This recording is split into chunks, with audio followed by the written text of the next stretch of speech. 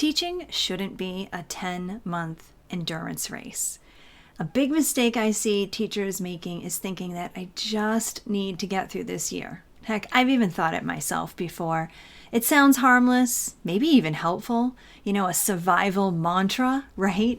A joke maybe.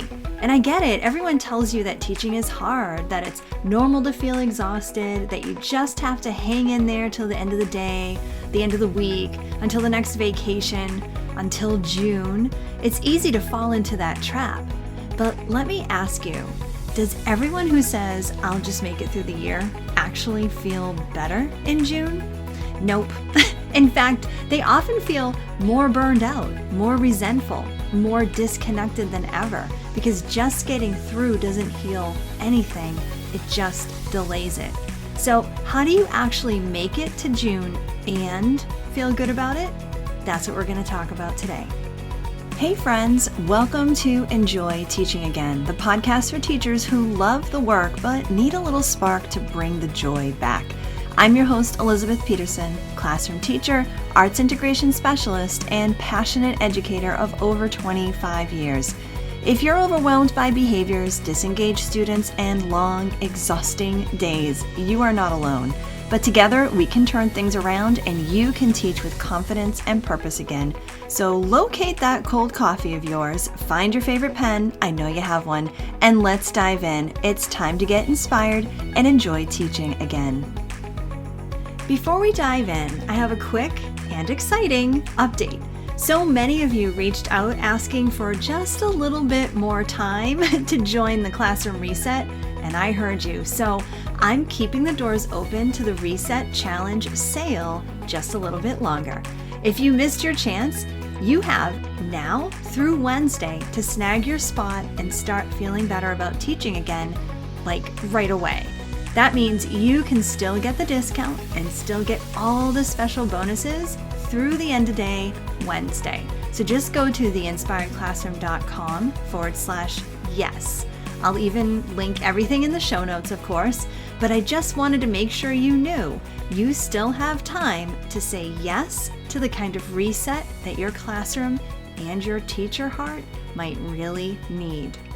Day after day, I'll walk through my school hallways and catch eyes with another teacher, and we'll give each other the look. Do you know the one I'm talking about? It's the, whoa, I can't believe that just happened look. Or it's the, are you feeling the drain too look? Or it's the, I need another coffee if I'm going to make it through this day kind of look. I know these looks because I'm super guilty of making them and exchanging them with my teacher friends. It's like part of the job sometimes. It's how it actually feels. But have you ever stopped to think, hey, I really don't want to feel this way. Not every single day.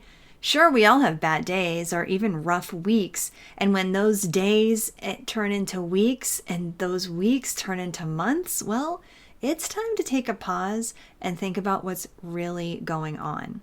I feel like a lot of teachers that I talk to and work with and coach, they feel like they're just trying to make it through the school year. But who wants to live that way? So what is a teacher to do? Well, let me give you the short answer and then we'll talk about it, okay? The short answer is for you to take the reins now. You take one step towards something that brings the energy and the purpose back to your day. Yes, you, not your administrator, not your professional development coordinator, you. You can't wait for someone else to come in and fix things for you because they ain't coming. You have to make that first move because nothing changes if nothing changes. So let's talk about how to actually do this, okay? There are 3 steps to help you take the reins and figure out what you actually need to enjoy your teaching and not just survive until the end of the school year.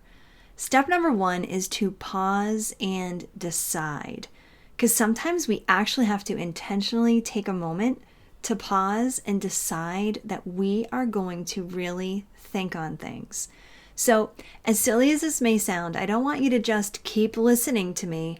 I want you to really take that intentional moment to say, I am going to take this time, reflect, and really do something about how I'm feeling in my classroom right now.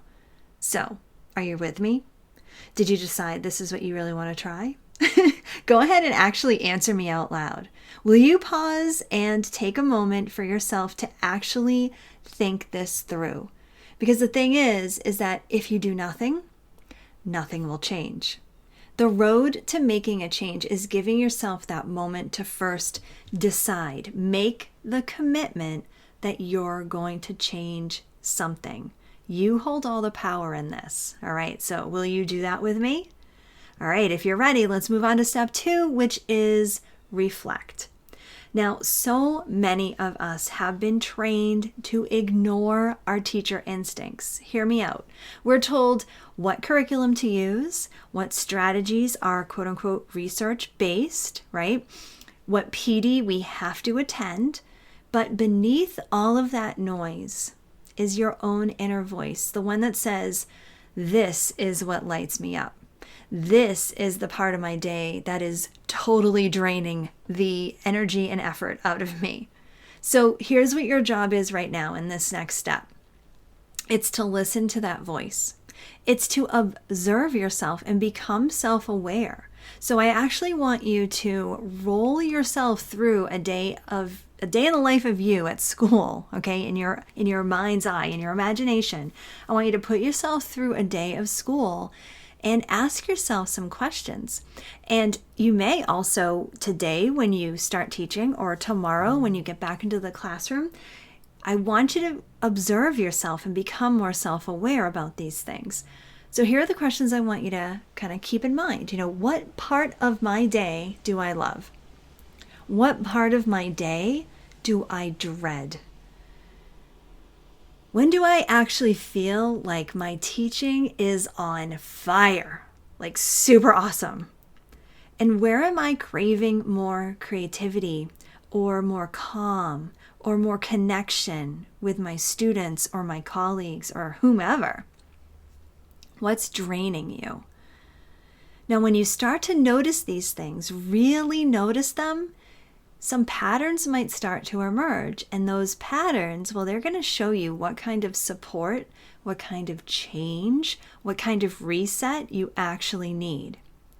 Let me give you an example. All right, so for me, my math lessons, there are some math lessons where I just get super animated and excited. And it's not just because I love the content, which I actually do, but it's because I'm really getting my students to have aha moments. I'm motivating them like a coach on a basketball court. They're smiling with me. They're raising their hands, and if they're not, I'm still calling on them, and they're understanding that it's okay to make a mistake, and it's just so exciting. It's me taking time with them during their math warm-ups to just make sure I connect with each kid, make sure that they know that I see them in the classroom. I'm getting them out of their seats and moving a little bit too. There are some days when I'm teaching math that I feel like I'm on fire, and it's really, really fun. However, the opposite has been true as well. Like this year, right? Just a few weeks ago, I should say, it was a time where I was really second guessing myself because my students, as they were coming in the morning, for days, it just felt like things were off. Their behaviors were not up to my expectations, and it just made me feel pretty ineffective. But see, that's the power of reflection. We all need it, by the way. It's noticing what energizes you and what exhausts you. What makes you excited to go into the classroom and what maybe fills you with dread or that horrible feeling of being ineffective. And here's something that I've seen this year that gives me hope. So many teachers are ready to do this kind of reflection. Maybe you as well. What I've noticed is that since the start of this school year, more and more teachers have downloaded my free teacher reflection resource. And I'll link it in the show notes if you're interested in looking at it. And that just tells me that you're ready. You're ready to pause, to check in with yourself, and to figure out what's actually working and what's not. So once you've had that honest moment of reflection, I want you to take it a step further. I want you to write these things down. Make a good old T-chart, right? One side, you've got the good, and the other side, you've got the messy stuff. Once it is out of your head and on paper, you can actually step back and see all the things that are working for you and all the things that might need a shift. So this is where you really need to pause. And whether that means pausing me right now and coming back to the rest of this podcast when you're done, or holding this off until, you're safe and in a spot where you can write these things down, I want you to do that. Because this second step here of reflecting, rolling yourself through a day in your mind, and then actually writing down the good stuff and the messy stuff, that's going to be the key to moving on to the third step. Because from here, well, let's talk about it. The third step is taking action. Not based on someone else's checklist, but based on what you know is true in your own classroom. And it's right there on your paper. You see it with your own eyes. You've experienced it yourself. So now that you know what you need more of and what you're ready to change, it's time to take action. But not just any action. I want you to think about the action that's aligned to what you actually need. All too often we're asked, or more correctly, mandated to participate in professional development or committees that might be aligned to what the district or the school wants for us, and rarely takes into consideration what we need individually and professionally as teachers. Teachers are such an amazing group of professionals. I mean, come on, don't you agree with me? We want to grow in our profession. We love to learn. We sincerely want to make a difference with the work that we're doing. But the unfortunate thing is, we are not always given that flexibility or the opportunities to make those decisions for ourselves. For example, maybe your district has a new initiative, and maybe that initiative sounds like something you're already doing in your classroom. Been there. Or maybe that initiative sounds like a repackaging of something that was popular like 10 or 20 years ago. Been there. Do you know what I mean? Or maybe, I hear this from so many teachers, the professional development that you're being asked to sit in on isn't even relevant to what you're teaching.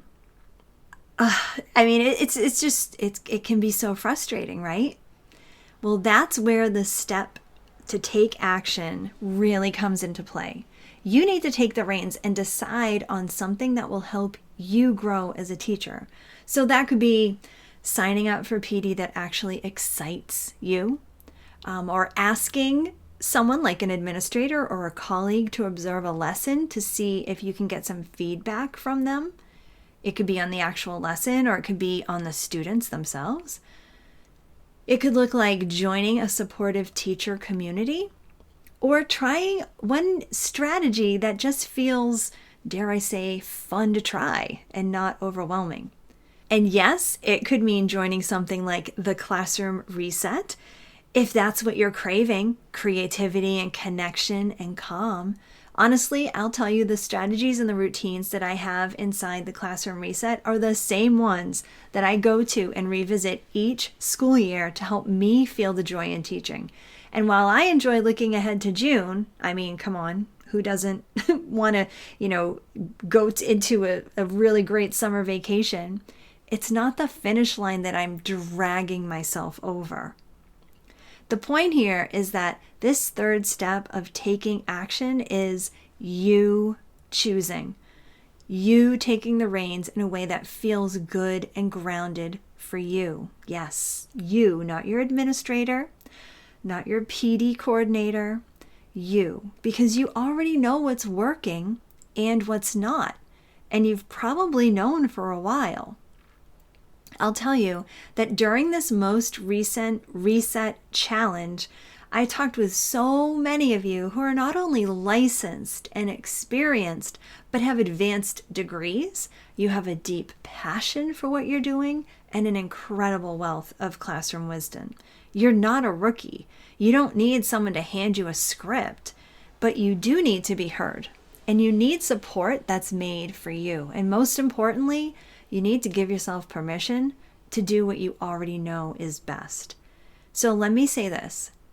If you need to brush up on reading strategies for your second graders, go do it. If you want to build community with others navigating the same math curriculum, go find them. And if your heart is telling you that it's time to reconnect with your creativity, get some calm in your classroom, and feel the joy again, maybe learn a few SEL strategies that work, or establish some effective, creative classroom management routines, and get the support from someone who gets it, hello, that's me. I'm here. It's literally what we do inside the Classroom Reset, and I would love to have you join. See, the thing is, you don't need anyone's permission to start feeling better. You just need to decide that surviving, that's not what you want anymore. So let me ask you, do you want to keep thinking, I'll just get through this year, and risk ending it numb and exhausted? Or are you ready to take one bold step towards enjoying teaching again? You know what you need. You've known. Now it's just time, because if nothing changes, nothing changes. And hey, if you've been thinking, I really meant to join the Classroom Reset during that awesome challenge sale, but I missed it, you're not too late. So many of you reached out asking for just a little bit more time, and honestly, I get it. So I've decided to keep the doors open until Wednesday, actually through the whole day on Wednesday. That means you still have time to get in, get supported, and reset your routines and classroom culture with intention. So if creating a calm and connected and creative classroom is part of your action plan, go to theinspiredclassroom.com/yes to enroll in the Classroom Reset with me. This isn't just about surviving the year. It's about making the rest of it work for you.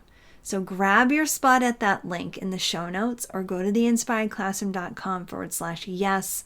I will see you inside. And I promise you, survival is not the way to live the rest of your year, let alone the rest of your career. Let's imagine something different. Let's stop making June the finish line that we need to drag ourselves over. Instead, let's make every week feel a little bit more inspiring, a little bit more doable, and a little bit more fun. You know what you need, teacher friend. Now go do it. I hope this episode inspired you, encouraged you, or gave you a fresh idea to try. And if so, I would love for you to take a screenshot and text it to one of your teaching buddies. I'm so grateful that you landed here with me today, and it would mean the world to me if you would leave me a review over on Apple Podcast. Thanks so much for being here, and I'll catch you on the next episode. This is Elizabeth Peterson reminding you to get inspired so you can be inspiring to your students and enjoy teaching again.